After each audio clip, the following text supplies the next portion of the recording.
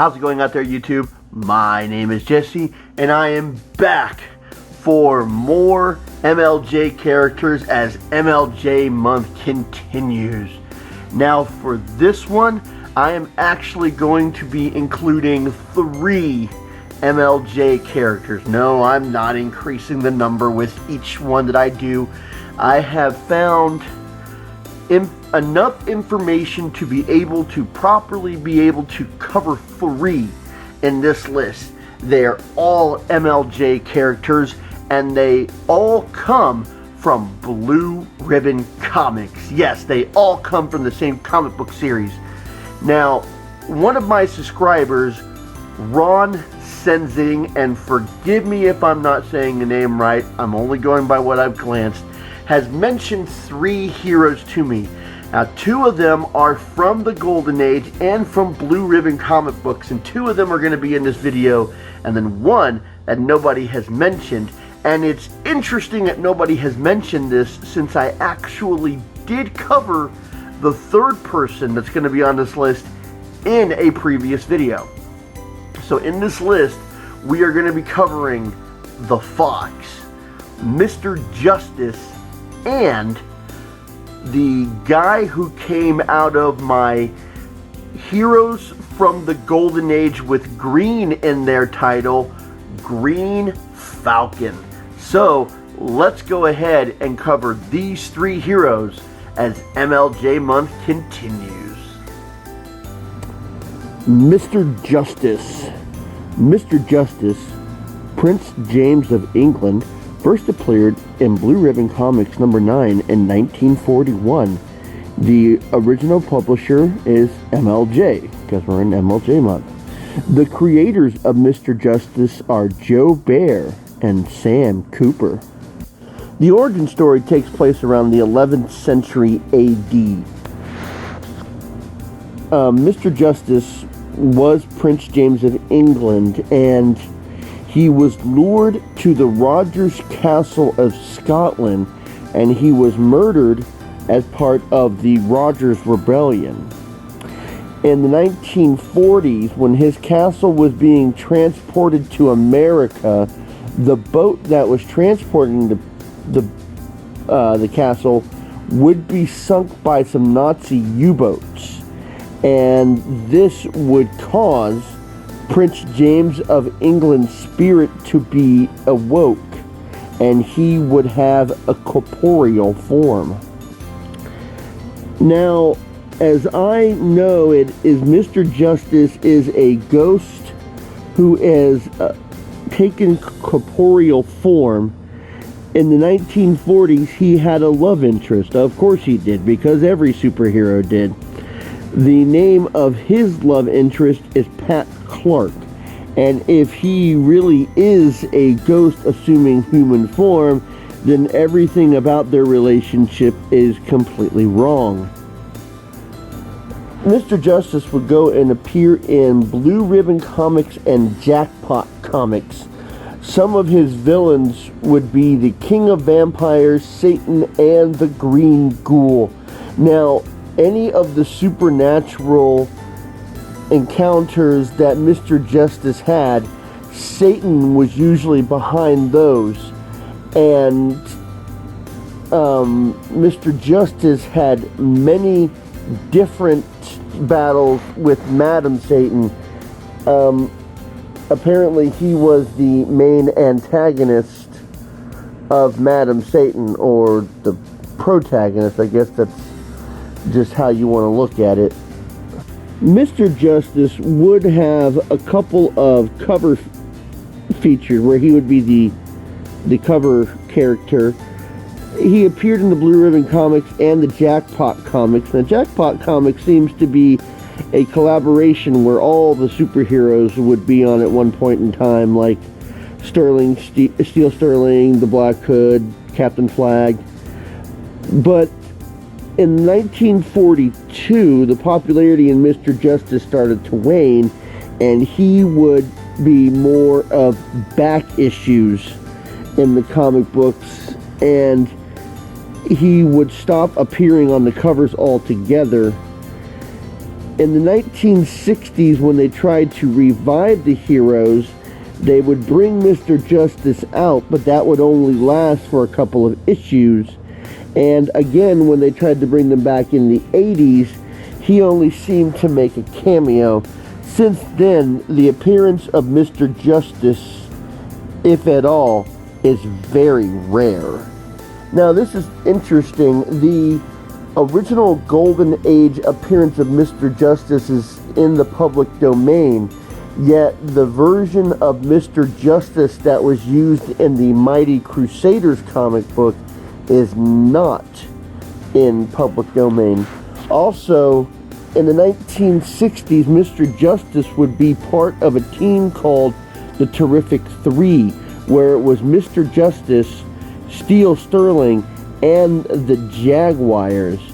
And they were the Terrific Three in another incarnation of the Mighty Crusaders that appeared in the 60s.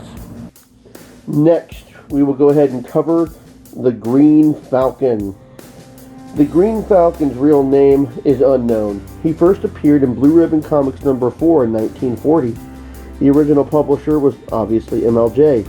He was created by Harry Sorton and Ed Ashe. I was not able to find a lot of information on the Green Falcon.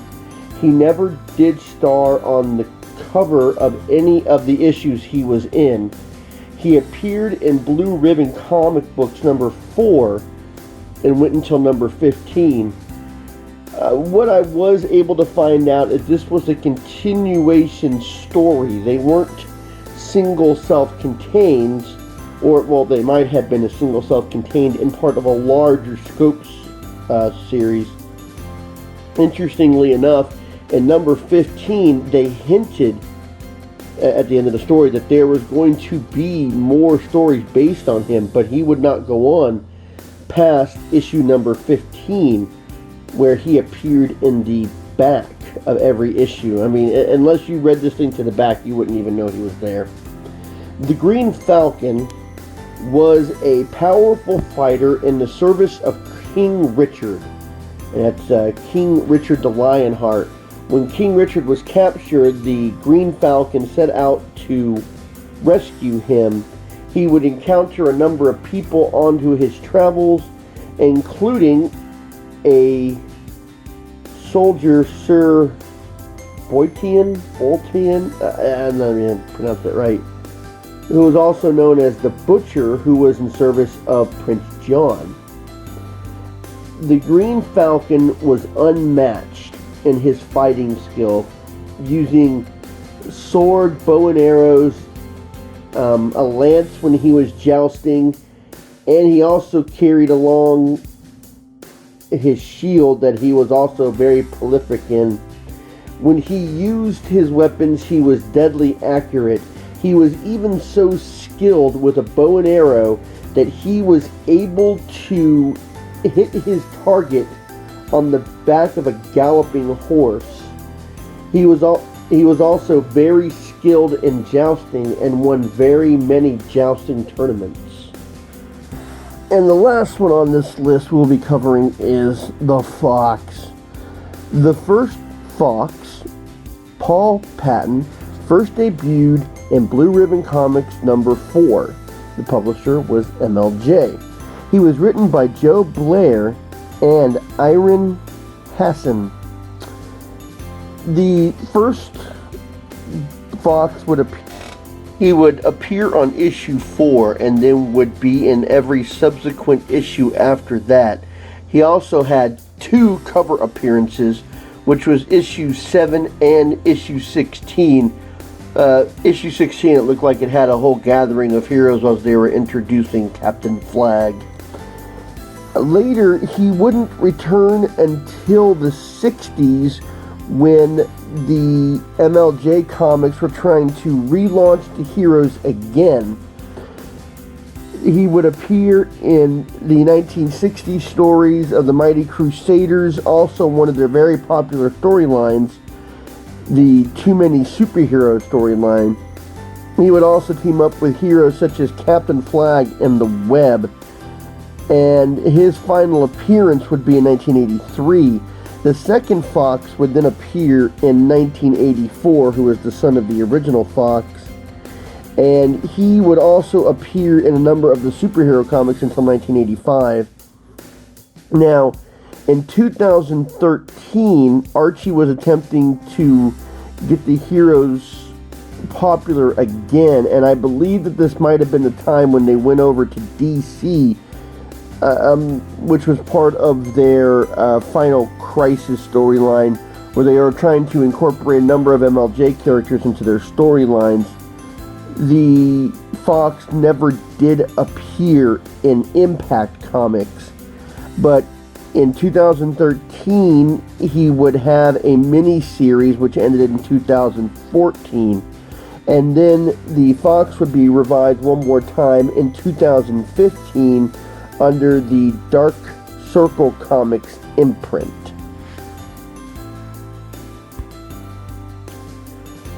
The Fox, Paul Patton, was a young reporter and a photographer. He also seemed to be an athlete who attended Penn State University. Now, reading a bit of his history, I think Spider-Man drew a large part of his inspiration from this hero. The Fox had a camera that he attached to his belt, and he became a crime fighter so that he would be the first one on the scene with his camera, so he could be the first one to take these photos.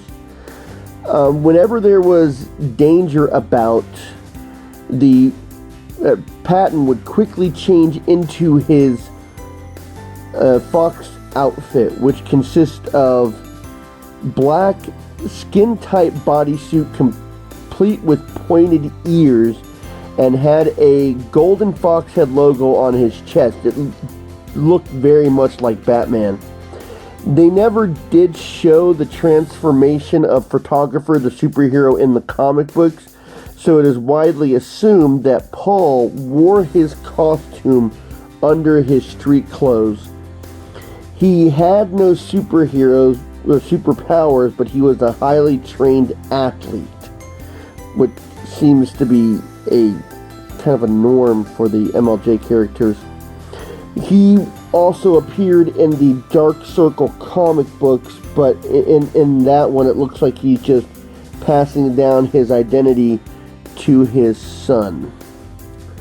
Now, Paul Patton would appear in Blue Ribbon Comic Books Volume 2, Number 6 in 1984.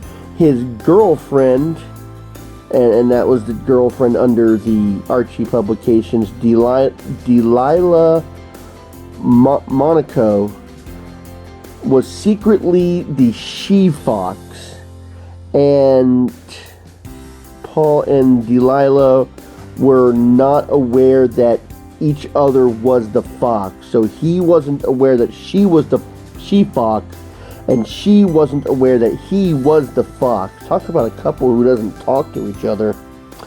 The second Fox wore an outfit that was very much like his father's outfit, yet he would actually have his face covered so nobody would be able to see who he was. The second Fox also had no superpowers as well. He was just a skilled martial artist. Now, in the Red Circle / Dark Circle comic books, Paul Patton Jr. would be the focus of the comic books. He operated in Beaverkill, which was the town that his father operated in, and he was Paul Patton Jr. was the Fox. He also had a career in photography, and eventually got a job as a photographer in Impact City. That's actually hilarious, because Impact was the name of a comic book where a number of MLJ characters appeared, but he didn't. His wife, May Patton, was also operating as the She-Fox, and Paul Patton's son, Sinji Patton, also operated in his father's footsteps as the Ghost Fox. Patton wore the full body stocking suit with the yellow fox emblem and the pointed ears as he wore before his, the appearance that he had in the 80s. He also wore that in the Dark Circle comics. Well, I hope that the limited amount of information for Mr. Justice and the Green Falcon was enough. I searched everywhere to find at least the amount of what I did find. I've got more requests and some more heroes on the way for MLJ month. If you have any that you want to see, you can send me the request for them, and I'll try to do my best to get them covered in this month. But there's always another month that we could do this. But send me in the requests. I'll try and get everybody in that I can as MLJ month continues. So until next time, I'll be seeing you.